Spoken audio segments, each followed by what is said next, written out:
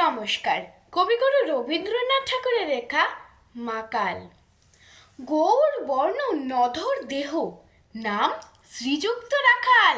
জন্ম তাহার হয়েছিল সেই যে বছর আকাল। গুরুমশাই বলেন তারি বুদ্ধি যে নেই একেবারে, দ্বিতীয় ভাগ করতে সারা 6 মাস ধরে নাকাল।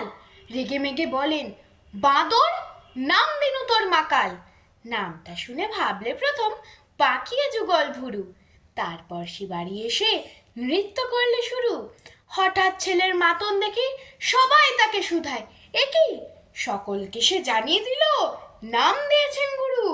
নতুন নামের উৎসাহে তার বুক দুরু দুরু। কোলের পরে বসিয়ে দাদা বললে কানে কানে, গুরু মশাই গাল দিয়েছেন, বুঝিস নে তার মানে?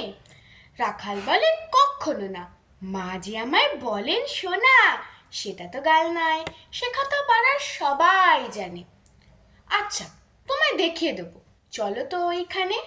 টেনে নিয়ে গেল তাকে পুকুর পাড়ের কাছে। বেড়ার পরে লতায় যেথা মাকাল ফলে আছে। বললে, দাদা সত্যি বলো, সোনার যে মন্দ হলো?